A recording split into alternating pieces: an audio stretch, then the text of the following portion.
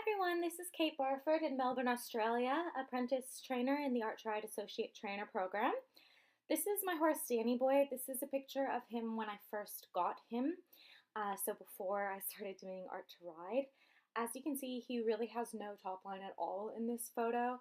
You can see how the underside of his neck is sort of bulging and there's no muscling in the top line of his neck whatsoever.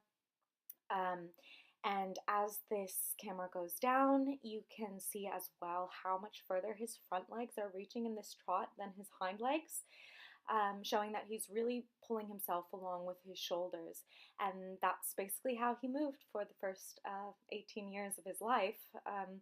So that did cause some damage. He has splints under both of his front knees. And when I got him at this stage, he was severely lame. At one stage, he was lame on all 4 feet. The splints don't cause him any pain, and through using Art2ride training and also through addressing some imbalanced hoof trimming, I've been able to get him sound again and develop his top line, as you'll see in the next photo. So here you can clearly see the difference. This is after 6 months of Art2ride. You can see how much his upper neck muscles have developed and how he's been able to relax those under neck muscles. You can see how much further his hind end is reaching than his front end in this photo, showing that he's propelling himself along with his hind end rather than pulling himself along with his shoulders. And you can see how behind the saddle that area is filling in nicely. So for 6 months of Art2ride and also only 6 months of him being in the bridle, before that I was doing all my work in a rope halter, I'm really pleased with his progress. You can also see his abs engaging here and lifting up, and he's over his back in this photo as compared to the other photo where he was completely hollow in that trot. And I can tell you this is much more comfortable to ride than his old trot was. So here's a video that I thought I would include in here so that we can track his progress over time. This was taken on the same day as that photo of the trot that I just showed you. You can see the development of his upper neck muscles. You can see his under neck muscles are still developed, but after 18 years of pulling himself along with his shoulders, they're not just going to go away in 6 months.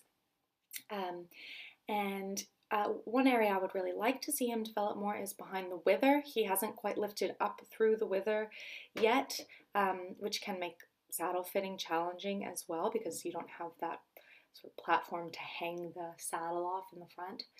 But his loin area has really developed quite a lot in the past 6 months. And looking at his hind end here, he used to just have 2 big swollen muscles on the top of his hind end, which have now blended in to his other hind end muscles. So he looks much stronger behind now. And as we come around this side, again from this angle, you can see that he still has some top line development to go behind the wither, and his back is still a little bit dropped there, but his loin area is developing quite nicely. And he still needs to sort of lift up through the core.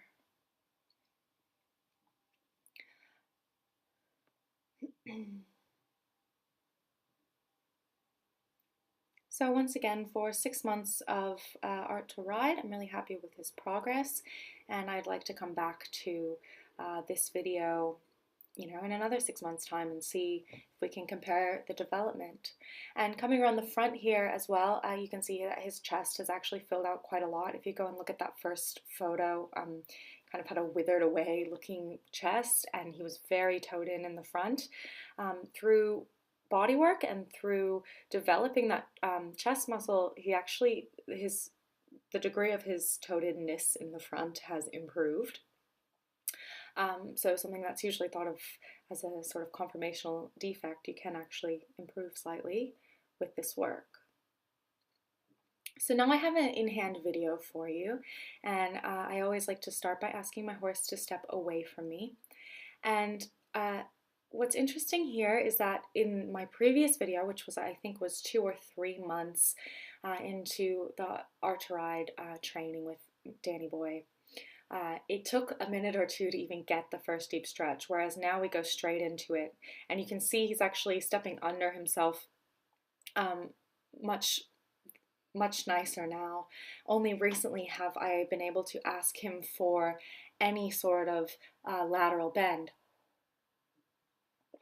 So up until this 6-month point, I've been working on just the longitudinal bend, getting him to get over his back, lift up his core, and get into this steep stretch that his hind legs can really come through. And I haven't been able to get much lateral bend, asking him to really cross under himself very much. But now I can do that just a little bit. The other thing I'd like to note in this video as it goes on is the improvement in his consistency. So he's gotten a lot more consistent in the stretch in the past few months, which in my previous video I said was my goal for him. So I'm really happy with our progress on that front. Now, as we come along that long side, you'll see the first couple times that we do, he brings his head up, and that's because I'm trying to ask him for a little bit of a leg yield over to that fence. And at this stage, when I do ask him for a little bit more lateral bend, he will often bring his head up. But here you can see he gets really nice and loose in the stretch, and the activity starts to get a little bit better. So at the beginning of this work, the activity was a little bit lacking, but I don't tend to push him very much for more activity. It tends to happen as he loosens up throughout the process. As he gets into this stretch, his muscles stretch and loosen up, and he can take longer strides. And I'm not looking for more speed, I'm looking for him to cover more ground with each stride that he takes. So it's sort of like, you know, if you do yoga, that first forward fold, you might not get all the way down and touch your toes, but as you do it a few more times, you start to loosen up your lower back muscles and be able to reach all the way down. So in order for him to be able to reach all the way through with his legs and cover more ground, he's got to loosen up a little bit first. So I'm really happy with how deep the stretch is here and how much he's tracking up behind and coming through and getting engaged over his top line.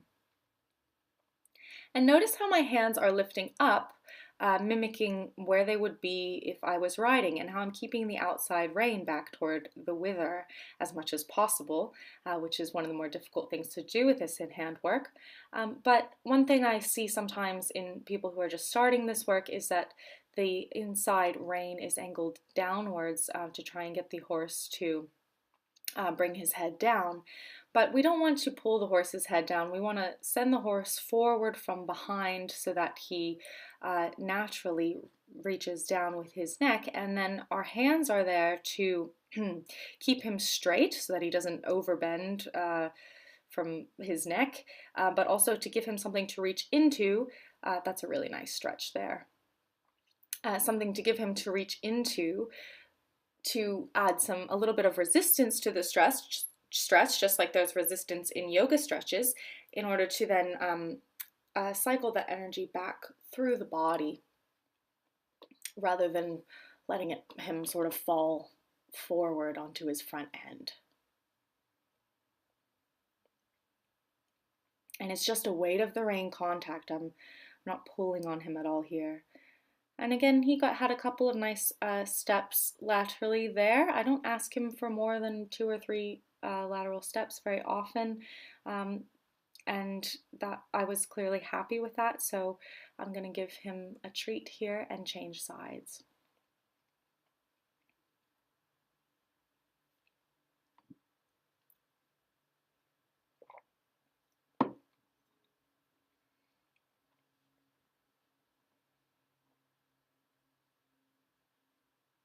So I'm once again going to ask him first. I'm just going to check and see if all of my cues work by asking him to step away from me. So first I'll ask for just a little bit of flexion towards me, and then I'll ask him to step over and away from me. And I think he has a scratch here. I'm a little bit lenient with him about scratching. So I get a little bit of flexion towards me there, but then he wants to have a scratch. And as Will says, don't beat, repeat. So once he's done scratching, we'll just try again.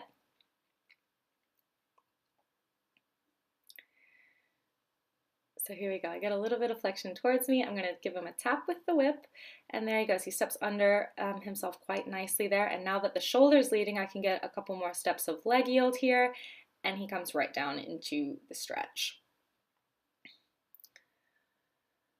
So I'll use a few different kinds of lateral movements with him for a purpose. I will ask him to step laterally under himself in order to get him to engage his core and engage his top line more. I might ask him to step over in a bit of a leg yield to widen the circle. I might ask him to do a leg yield from the center line out towards the fence, or I might ask him for a little bit of a shoulder four, just getting him to angle his hind end towards the fence. I think I'm sort of starting to do that a little bit here. So he doesn't cross under very much, but all I need is a couple steps over to help him stay over his back and maintain this deep stretch, which is really the purpose of the lateral work for us at this stage.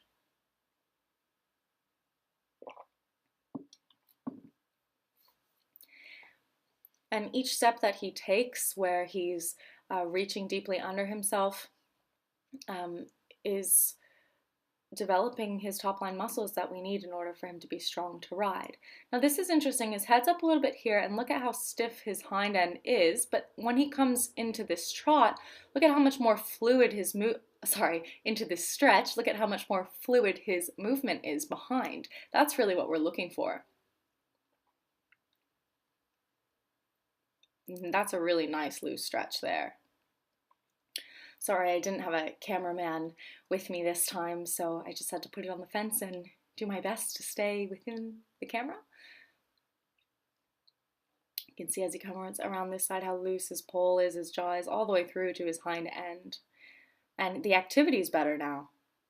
As I said, as he loosens up, the activity improves. And I just try to, in the early parts of the session, just maintain a rhythm. So if he tries to slow down on me, I'll tap him with the whip, but because I want to maintain the rhythm, and then just slowly let him open up so that his stride covers more ground, like it is here. It looks really nice.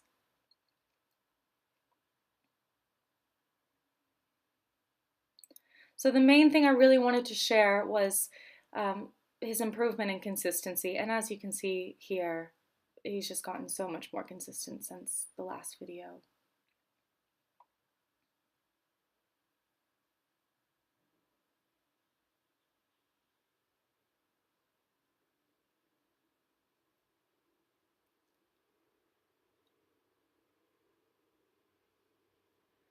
Down this long side, I'm asking just for a little bit of shoulder four, asking him to tip that hind end towards the fence and cross under as much as he can for a couple strides.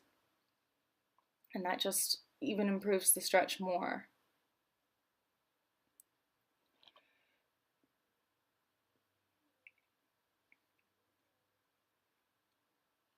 So I never consider walking in hand, to be wasted time, because each step that he takes here is developing those top line muscles that we need to ride, and is training him the cues that we'll need to use to ride.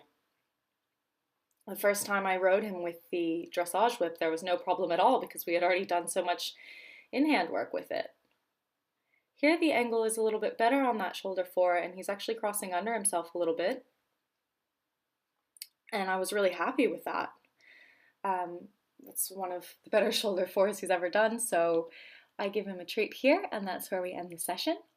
And I did clean the paddock afterwards, so sorry about that. But I appreciate you guys sharing this with me. Hopefully you can see an improvement in him, and this in-hand video helps you with your own in-hand work. Once again, this is Kate Barfoot, Apprentice Trainer in the Art2ride Associate Trainer Program. Thank you.